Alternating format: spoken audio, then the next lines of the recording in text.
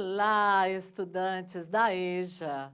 Eu sou a professora Joanete Xavier, professora de Linguagens e suas tecnologias. Nós estamos falando com estudantes da segunda etapa do ensino fundamental, primeiro semestre, módulo 1, unidade 2. E como nós falamos na aula anterior, nós estamos falando de tipologias narrativas. E na aula anterior trabalhamos o gênero da tipologia narrativa, conto de fadas. E hoje vamos trabalhar os causos. Comigo na tela, vamos lá? Olha só.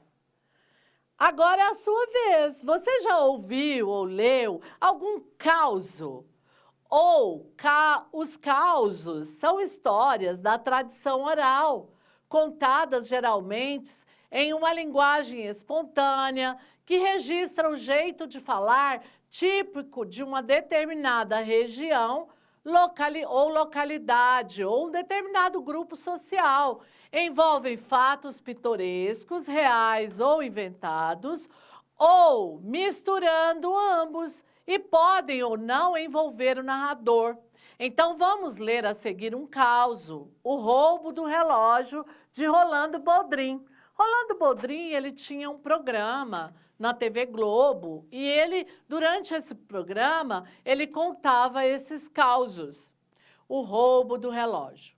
Naquele arraial do pau fincado, havia um sujeitinho danado para roubar coisas. Às vezes galinha, às vezes cavalo, às vezes coisas miúdas. A verdade é que o dito cujo era chegado em surrupiar bem alheios. Todo mundo daquele arraial já estava até acostumado com os tais furtos. E a coisa chegou a tal ponto da constância que bastava alguém dar por falta de qualquer objeto e lá vinha um comentário: ah, foi o Justino Larápio. E foi numa dessas que subiu o relógio do compadre João, um cidadão por demais conhecido por aquelas bandas do pau fincado. Foi a conta de sumir o relógio para, então, o dito cujo correr para a delegacia mais próxima e dar parte do fato. O delegado pediu que o seu João arranjasse 3 testemunhas para lavrar o ocorrido e então prender o tal ladrãozinho popular. Arranjar 3 testemunhas de que o tal Justino havia surrupiado qualquer coisa era fácil, dado a popularidade do dito cujo para esses afazeres fora da lei. A cena que conto agora transcreveu assim, sem tirar nem pôr, intimado o Justino, eis ali ladrão, vítima e 3 testemunhas. O delegado, para a primeira testemunha: o senhor viu Justino roubar o relógio de seu João aqui presente? A testemunha responde, testemunha 1, doutor, vê assim com os olhos, eu não posso dizer que vi, mas sei que ele é ladrão mesmo. O que ele vê na frente dele, ele passa a mão na hora, pode prender ele, doutor. Olha, o delegado diz o seguinte, para a segunda testemunha: e o senhor viu Justino roubar o relógio do seu João? Olha, doutor, não vou falar que vi ele fazer isso, mas todo mundo do arraiá sabe que ele rouba. Rouba mesmo, uai. Pode prender sem susto, eu garanto que foi ele que roubou esse relógio. O delegado para a última testemunha: e o senhor, pode me dizer se viu o Justino roubar o relógio do seu João? Eis que a testemunha 3 responde: doutor, põe a mão no fogo se não foi ele. Prende logo esse sem vergonha, ladrão de uma figa, foi ele mesmo. Aí o delegado: mas o senhor não viu ele roubar? O senhor sabe que foi ele, mas não viu o fato em si. A testemunha 3 responde: não carece de ver, doutor. Todo mundo sabe que ele rouba. Pode perguntar para a cidade inteira, foi ele. Prende logo essa peste. O delegado, olhando firme para o Justino. Olha aqui, Justino, eu também tenho certeza de que foi você que roubou o relógio do seu João. Mas, como não temos provas cabíveis, palpáveis e congruentes, você está por mim absolvido.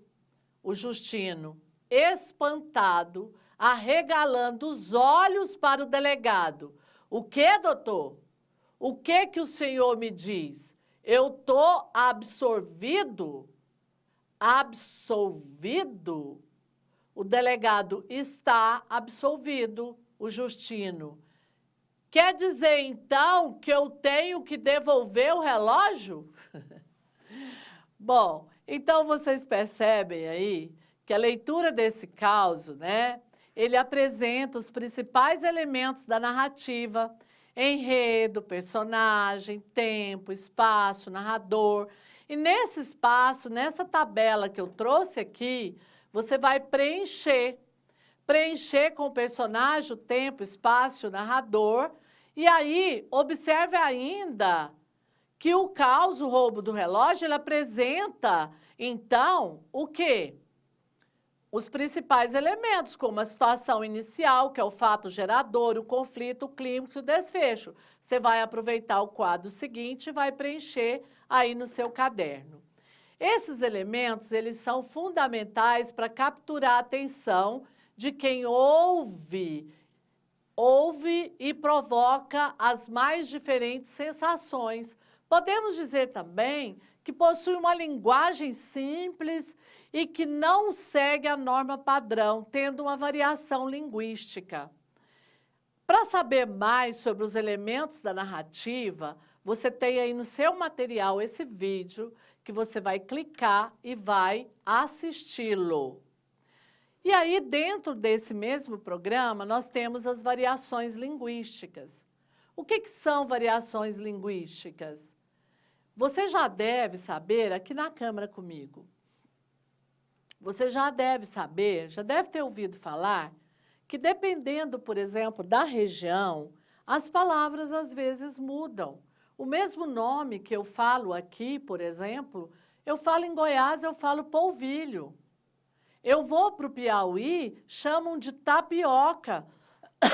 Tapioca é o mesmo produto, é o mesmo polvilho aqui, não é isso? Então, são nomes diferentes que são empregados em função de mudança da região. Macaxeira, mandioca, aipim. Então, são palavras que vão mudando de acordo com a região. Mas também a língua pode sofrer variações de acordo com o quê? Com a comunidade. A comunidade, o grupo social, se é um grupo social pouco escolarizado, ele vai usar uma linguagem, estilo da testemunha 1, 2 e 3. Se for um grupo social escolarizado, como era o caso do delegado, ele vai fazer uso da língua padrão. Se for uma variedade, considerando, então, os grupos sociais. Mas eu também posso considerar a faixa etária, a idade das pessoas. A língua varia conforme a idade, não é verdade? Por exemplo, a sua avó, quando ela conta para vocês que quando ela era jovem, ela achava um rapaz lindo, a chamava de pão. Nossa, ele é um pão. Depois esse pão passou a ser filé. Depois filé foi evoluindo, evoluindo. O que será que é hoje, hein? Esse homem bonito, né? Mudou muito, a língua muda de acordo com o tempo.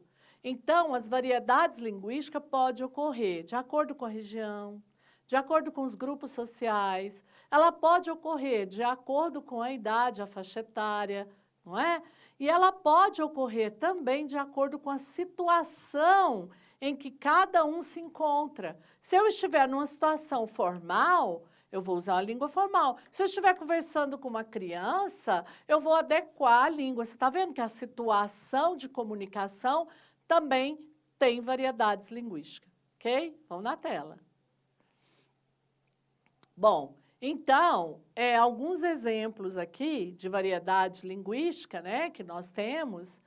É importante tratar para vocês que a variedade linguística, ela é totalmente legítima, não é erro não, tá? E por isso, não há como dizermos que existe um jeito certo ou errado de falar. Existe uma situação em que você precisa falar a língua padrão. Por exemplo, se você estiver diante de uma prova do Enem, que você precisa escrever uma redação, você não pode usar nunca essa linguagem aí da testemunha 1, 2 e 3. Você vai ter que usar a língua que a gente chama de língua padrão, certo? O que determina a utilização de uma ou de outra variedade ou de uma ou outra forma é o contexto, é a situação comunicativa, tá? Concentrada na comunicação que se elabora. E as variações linguísticas, então, eu tenho a língua formal e informal. A formal, nós vamos construir uma nova creche no bairro, e a informal, a gente vai ter uma nova creche aqui no bairro. É a diferença da formal e da informal.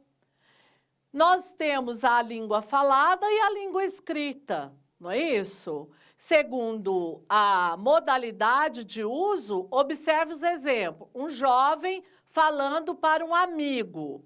Olha, cara, sabe que a coronavírus pega mais em quem vacila, não usa máscara, nem mantém a distância. O mesmo jovem escrevendo numa redação para o professor. Nós sabemos que o coronavírus contamina na maioria das vezes quem não toma os cuidados, não usa máscara ou não faz o distanciamento social. Você percebe que entre a fala e a escrita, entre o formal e o informal, existem diferenças. Importante você perceber também que há essa variação que ocorre em função do uso que se faz da língua e que depende das condições de situação de comunicação com quem se fala, o que se fala, quando, por quê, como se fala, chamamos de registro.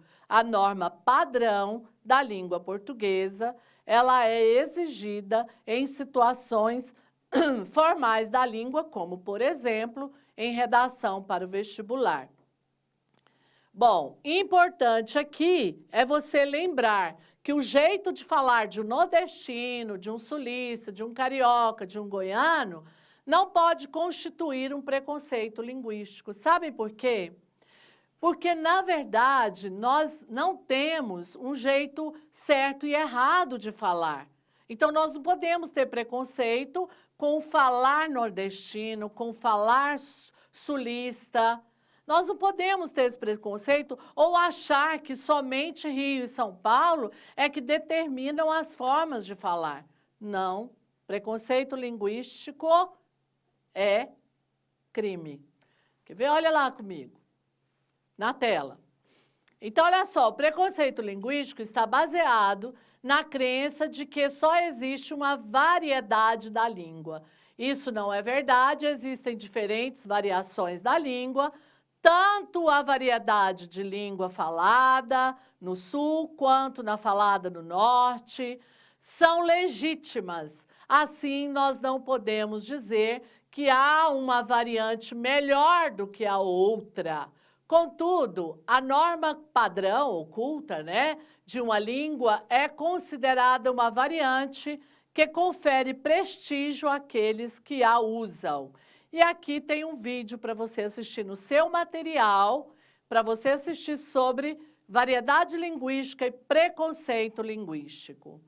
E aqui você tem mais um caso que você agora vai ler aí na sua sala de aula, que é o 2 caboclos na enfermaria. E depois de ler, partam para as atividades, ok? Eu fico por aqui e você aí na sua sala fazendo as atividades. Obrigada, até a próxima aula com o gênero narrativo, só que agora piadas.